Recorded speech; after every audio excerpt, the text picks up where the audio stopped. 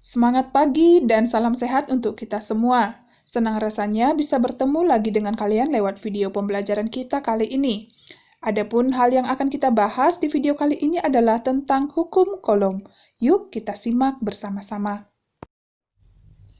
Beberapa hal penting yang akan kita pelajari pada hukum kolom ini adalah yang pertama pengertian gaya kolom, kemudian yang kedua faktor yang mempengaruhi gaya kolom, kemudian yang ketiga tentang hubungan antara muatan, jarak, dan gaya kolom secara kualitatif dan kuantitatif. Nah, di pertemuan sebelumnya kita sudah membahas tentang interaksi antar muatan listrik. Interaksi antar muatan listrik yang sejenis, negatif dengan negatif, positif dengan positif, maka interaksinya adalah interaksi yang tolak-menolak.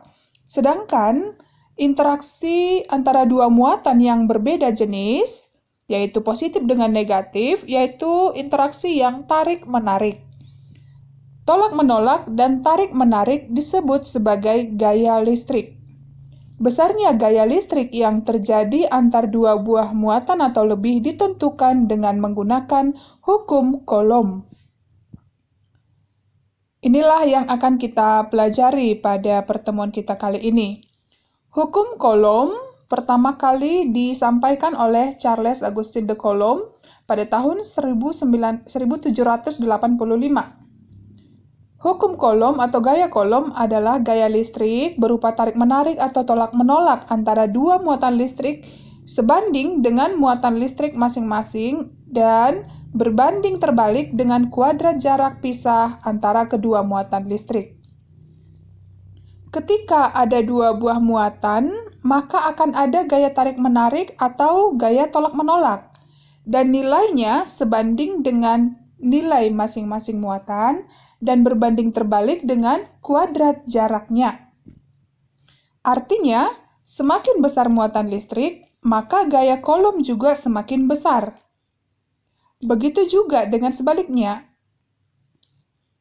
Dan semakin besar jarak pisah antara muatan listrik atau semakin jauh jaraknya, maka gaya kolom juga akan semakin kecil.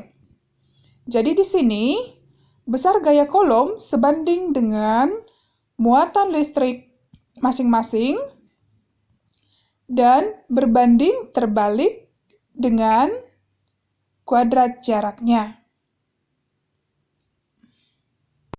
Hal yang perlu diperhatikan lagi dalam hukum kolom ini adalah bahwa jenis muatan benda tidak mempengaruhi besarnya gaya kolom, hanya menunjukkan interaksi muatan listrik. Maksudnya, tanda plus dan minus pada sebuah muatan tidak mempengaruhi besarnya gaya kolom, hanya mempengaruhi interaksi antar kedua muatan tersebut, apakah dia tarik-menarik atau tolak-menolak. Berdasarkan pengertian tadi, hukum kolom dirumuskan secara matematis sebagai berikut.